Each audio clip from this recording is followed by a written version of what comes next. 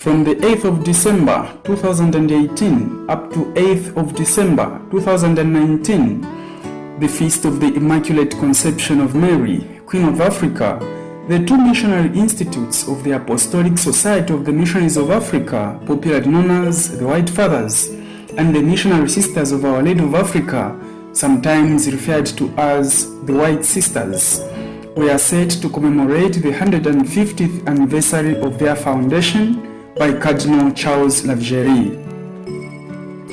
It is wonderful to note that the commemoration of this jubilee year opened with the beatification of 4 missionaries of Africa and 15 others in the country of foundation, Algeria, on the Feast of the Immaculate Conception, which is also the feast of the two institutes.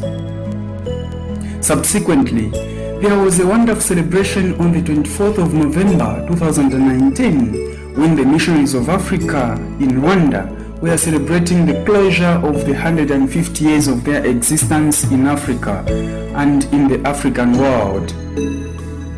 The Church in Rwanda entirely participated in this Thanksgiving adventure. This was exhibited in the presence and accompaniment of the venerated religious men and women, the late inclusive.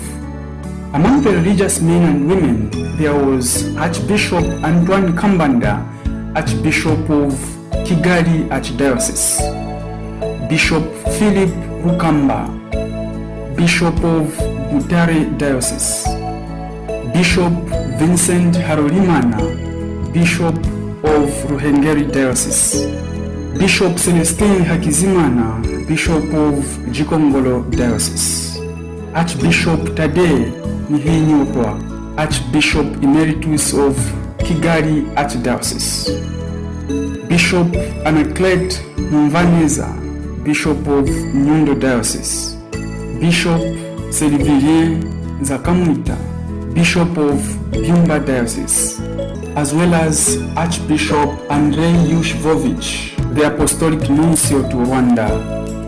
Others are the Missionary Sisters of Our Lady of Africa and the Missionaries of Africa from the sector of Rwanda, Brother Michael Mpindo, Brother Case, Father Simplice Traore, Father Mark Francois, and Father Christian Mulenga.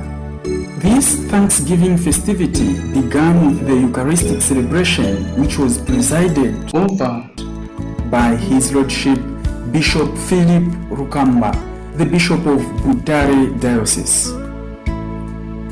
At the beginning of the Mass, Father Simplice welcomed all the venerable religious men and women and all the laity who were present. In his welcoming speech, he acknowledged the presence of each and every person. Thereafter, he invited Archbishop Andrei Yushvovich, the Apostolic Nuncio to Rwanda, to give a speech in which he encouraged Christians to be open-hearted to the graces of God. Successively, Bishop Philip Rukamba continued with the Mass. And in his homily, Bishop Philip Rukamba thanked the Lord for the presence of the Missionaries of Africa in Rwanda. He further appreciated them for their efforts in instigating good environment for growth of faith, love, and hope among the people of Rwanda. Towards the end of the Eucharistic celebration, there were speeches. The first speech was presented by Father Christian Mulenga, the superior of the Missionaries of Africa based in Rwanda. In his speech, Father Christian Mulenga re-echoed the words of the founder of the Missionaries of Africa, Cardinal Charles Lavigerie, who always told his first disciples that be apostles, nothing but apostles. Father Mulenga further said, by that virtue, the first missionaries were sent. Then, Father Mulenga thanked the people of Rwanda for their hospitality. He said, they welcomed the first missionaries into Rwanda. Further, he thanked the Apostolic Nuncio to Rwanda and the other bishops for their presence and support. He also acknowledged how the government of Rwanda has been supportive to the church. On another account, he thanked the Lord for the priests and nuns who have served in Rwanda.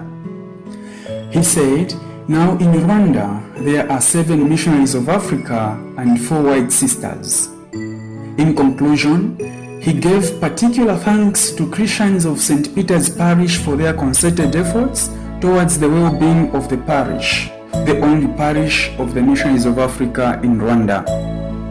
There was another speech from Celestin Hakizimana, the Bishop of Gikongoro Diocese. In his speech, Bishop Hakizimana thanked the Missionaries of Africa for many great works in Rwanda. He thanked them for teaching the people how to read and write. He further said that the Missionaries of Africa have been very instrumental to the Church in Africa, Rwanda in particular. He also thanked the faithful for their availability.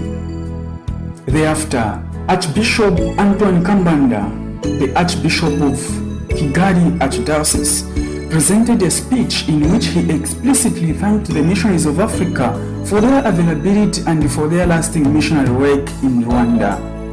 After the Eucharistic celebration, the colorful and artistic celebration of the day was exhibited. There were such activities as the traditional dance from the youths of St. Peter's Parish, singing, and so on. Then there was a presentation of gifts and best wishes to the Missionaries of Africa. Drinking and eating together, inclusive. The celebration ended with the blessing by the bishops who were present.